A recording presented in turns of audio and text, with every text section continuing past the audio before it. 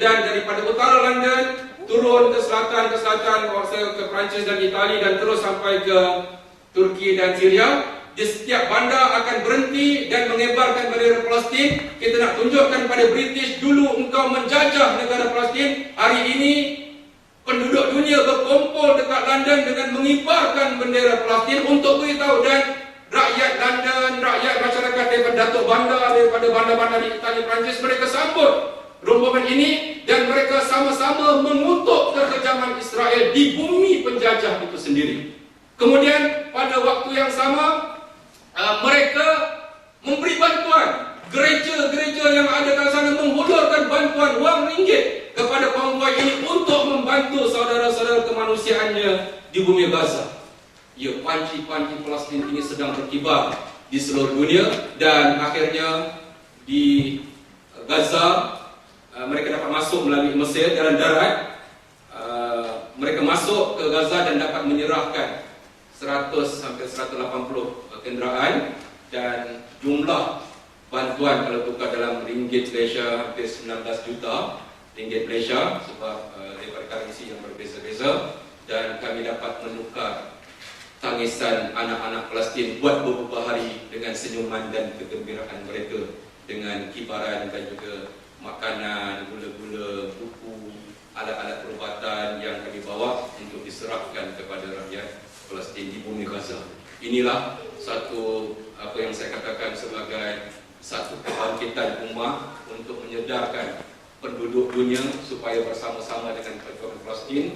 Ia memerlukan kepada kekuatan iman dan keberanian, sebab ia melibatkan menggadai nyawa. Rombongan kedua membantu 40 hari mereka berada dalam perjalanan, dan kami dalam kapal Mavi Marmara memang terdedah dengan bermacam-macam kemungkinan.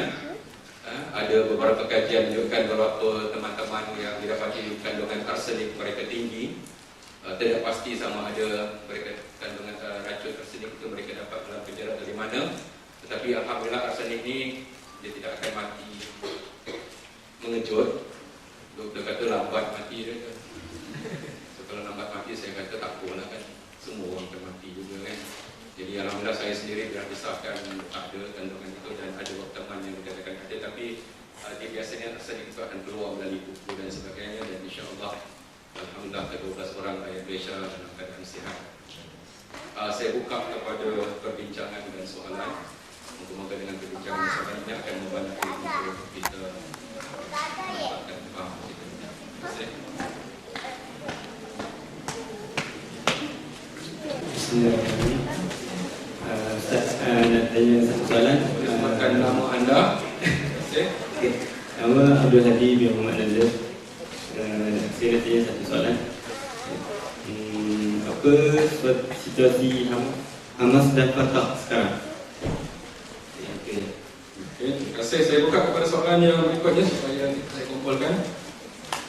Assalamualaikum warahmatullahi wabarakatuh. Nama saya Zaid Sofia Bukit Usman. Saya nak tanya tentang sekarang ni macam ramai yang mula buat kempen boykot dan sebagainya. Sejauh manakah kempen boykot tu keefektifan dalam proses membantu Palestin? Bahasa Jepun betul. Terima kasih Pak Tuan. Terusnya.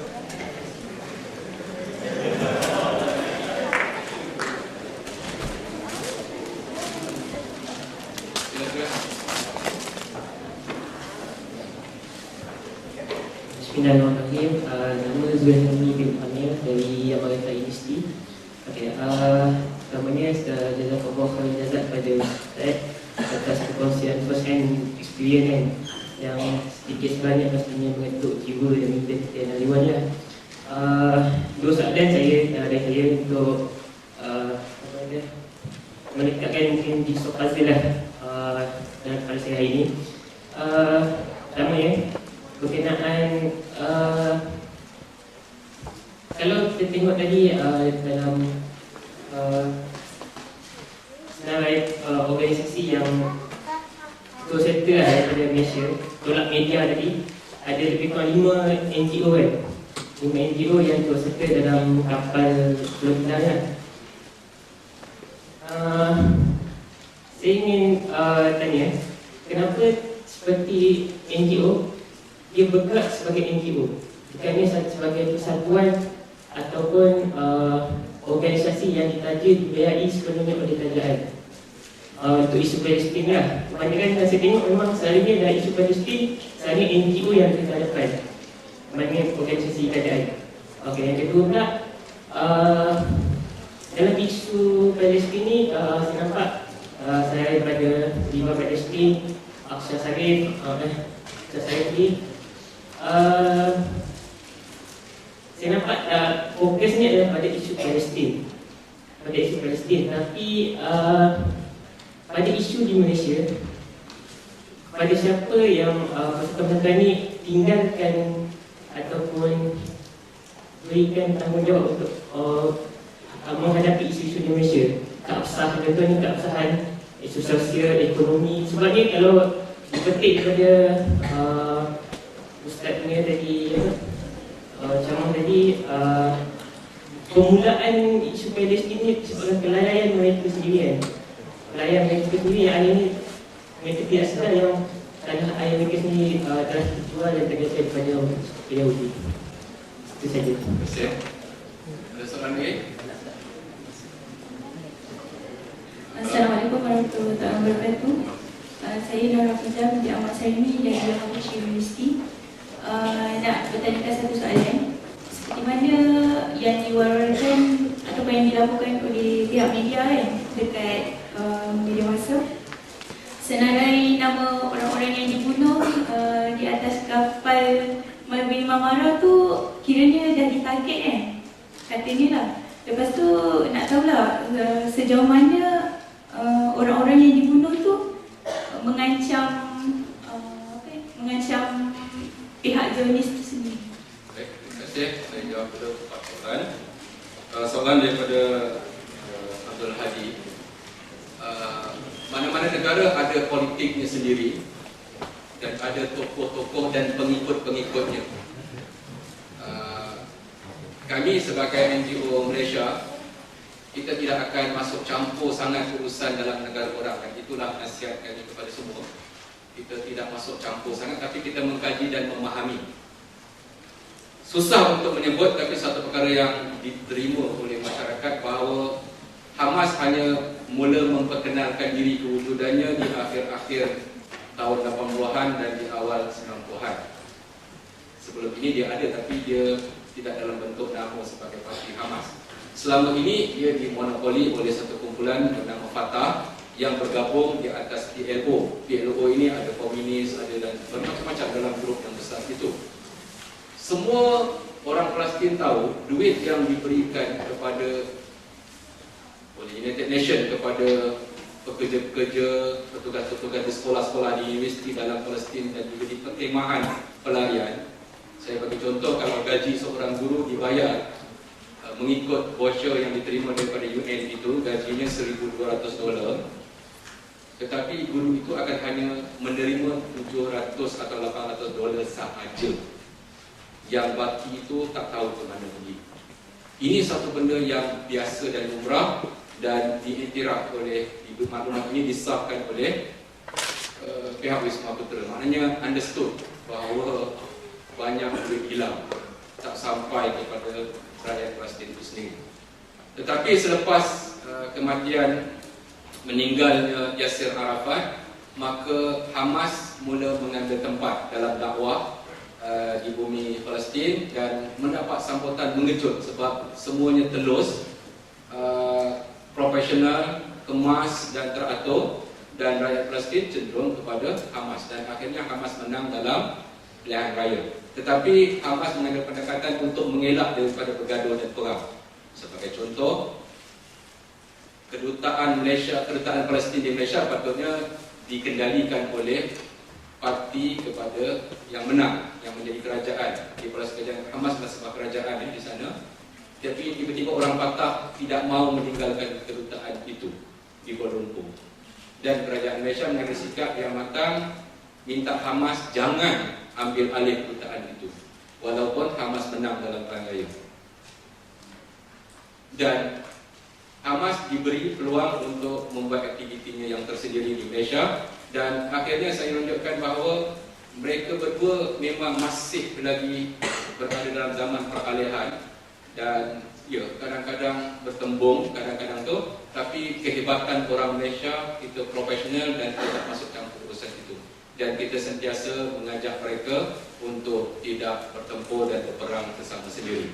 Kita minta mereka menyelesaikan masalah titik pengit di kalangan mereka dan bersatu di atas perjuangan Palestin itu sendiri. Dan kita dapati usaha itu sedang dijalankan, dan anda boleh lihat dalam TV mereka dah banyak kali mengadakan forum perbincangan secara tertutup. Bezanya Fatah masih nak buat perjanjian damai dengan Israel, sedangkan Hamas kata sudah cukup 48 sejak tahun 48, 62 tahun, 63 tahun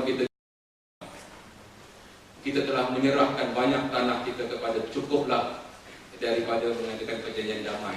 Lebih baik kita mati daripada kita terus mengadakan perjanjian damai dan ditipu dan itu. Israel mengubah perjanjian damai yang mereka nak pada Fatah cukup memalukan. Akhir sekali dia mengisytiharkan bahawa kami akan bagi Palestin kepada anda semula, tetapi kami nak jadikan Baitul Maqdis ibu negara Israel. Jadi kalau Baitul Maqdis dijadikan ibu negara, Masjid Al-Aqsa duduk dalam Israel, jadi damai apakah itu kan? Jadi maknanya itu antara perbezaan yang kita semua kena sabar, sebab tuntutan Israel pada Fatah terlalu melampau. Dan Hamas pula dia kata boleh bincang, tapi janganlah sampai menggadaikan Masjid Al-Aqsa, menggadaikan bumi-bumi penting di Palestin. Jadi mereka masih lagi, dan Amerika memainkan peranan supaya kedua-duanya itu terus berpecah. Tapi kita sebagai pelajar dan kaji dan sebagainya, kita mengharapkan mereka cepat bersatu dan menyelesaikan masalah. Kita nak supaya kita semua ini bila dengar ceramah seperti ini, saya nak setiap orang ada timbul kesedaran, oh selama ni aku tak tahu cerita Palestin macam ni, aku kena buat sesuatu. Antara yang kita kena buat adalah, paling mudah sekali ialah kena berdoa. Takkanlah kita ini tidak mendoakan. Sebab tu saya selalu menegur di Malaysia, kadang-kadang imam-imam kat Malaysia tu dia semayang, dia baca khutbah, saya menyangkakan dalam khutbah dia akan mendoakan untuk Palestin. Tak doa pun dalam khutbah. Saya menyangkakan dia akan doa kunut ketika rangka kedua mendoakan untuk Masjid Al-Aqsa. Tak doa. Saya kira lepas salam dia akan mendoa. Tak doa. Saya tanya imam, tuan imam, kenapa tak mendoakan Palestin? Dia kata, ustaz, tak ada dalam teks. Hancurnya hati kita kalau imam sendiri tak ingat perjalanan yang salah, apalagi yang belum imam lagi kan. Jadi kita nak semua orang mulakan dengan berdoa pada Allah untuk perjuangan Palestin ini sebagai tanda, dan kemudian kita mula menambahkan pengetahuan dengan membaca, mengkaji, dan anda cari maklumat, tahu, hal-hal tahu, dan mula menceritakan pada orang lain.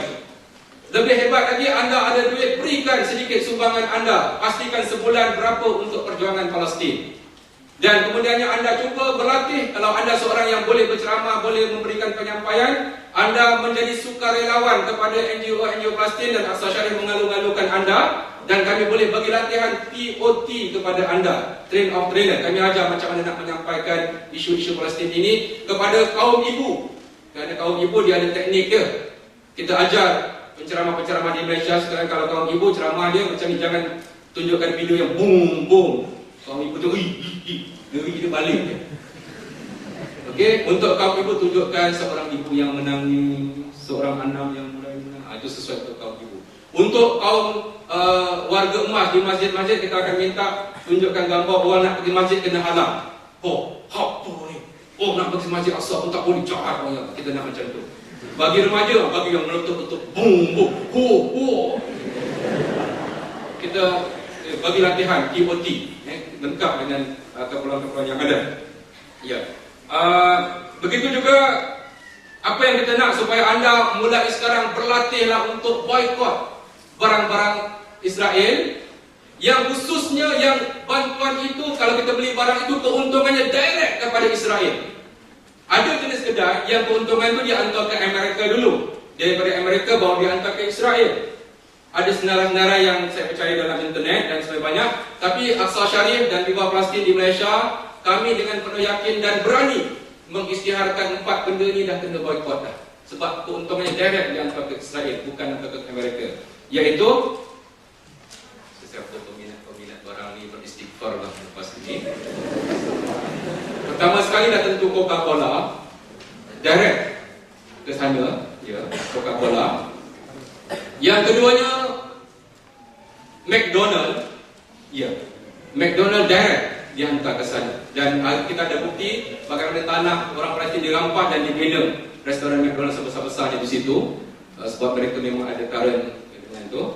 Kalau tetapi ayam McDonald tukarlah kepada Kelantan fried chicken, banyak yang dijual sekarang kan.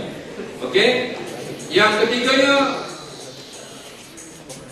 ya, untuk ibu anda ke, untuk mahasiswi kita, segala produk L'Oreal tukarlah lotion tu kepada lebih lain kan. Makeup yang hijau anda tukarlah kepada cap senapang ke, produk L'Oreal dengan digunakan lagi. Dan akhir sekali yang saya rasa banyak orang terlibat dan tak tahu, semua jenis produk Nestle, Milo, Nescafe yang ayah dan ibu anda ketagih ataupun anda sendiri ketagih bawa daripada Malaysia. Okey, segala produk Nestle adalah merupakan rangkaian, dan saya tidak mengatakan bahawa apabila kita boykot ia akan memberi kesan immediately pada Israel. Tetapi daripada anda tidak buat sesuatu, lakukanlah sesuatu. Yang kedua, bila anda menimbulkan kebencian anda kepada orang itu, dengan sendiri anda akan benci kepada perjuangan ataupun anda akan benci kepada orang-orang Yahudi. Itu telah cukup. Dengan anda kempen teman-teman anda, berhentilah. Kita ni tak dapat nak tolong orang kemanusiaan di Kelantan, tapi sekarang kita berhenti 4 benda dah cukup baik. Dia pun berhenti, aku tak sahaja aku tidak minum Nescafe ini kerana dia kerana lillahi ta'ala. Dia niat macam tu pun telah cukup baik dengan produk-produk Nescafe itu. Tetapi saya tidak mengharamkan barang-barang itu. Katakanlah teman anda tiba-tiba bawa Nescafe buat minum, tak minum. Ini produk tidak. Kalau dah ada depan mata, bedal lah sahaja. Yang saya katakan, jangan beli, berhenti membeli. Produk itu halal buatannya, tetapi berhenti membeli sebab boykot. Kalau dah ada, ya, jangan dibuang. Jangan pula anda ubah, kau belikan aku, kau belikan aku. Tidak. Saya kena detail sikit, saya kata pelajar ni macam cerdik sikit kan. Dia kata berhenti membeli, okey, berhenti membeli, minum boleh, boleh. Dikirim kat kawan dia beli. Saudara saya bertanyakan tentang organisasi NGO. Nama kami pun NGO, kami non-government organisation. Tahukah anda, ada benda yang kerajaan boleh buat, kita tak boleh buat. Ada benda yang kita boleh buat, kerajaan tak boleh buat. Ada benda yang sama-sama boleh buat. Dalam konteks perjuangan Palestin, dengan berbaik sangka kepada Kementerian Luar dan juga Wisma Putra, dalam mesyuarat-mesyuarat kami, ya, mereka sangat menggalakkan kami meneruskan perjuangan Palestin ini. Tapi sebagai sebuah negara, Malaysia belum bersedia. Alhamdulillah, sekurang-kurangnya balik daripada kapal Mavi Marmara, Malaysia dah berani mengutuk Israel. Bagi saya dah cukup baik daripada sebelum ini. Sebelum ini Malaysia susah nak mengutuk Israel secara terbuka, tapi dakwah yang dibuat oleh kapal Mavi Marmara ini telah berjaya menyebabkan kerajaan kita berani mengutuk Israel secara terbuka. Kita tidak mengharapkan sesuatu yang tak mampu ataupun tidak bersedia apa yang kerajaan buat.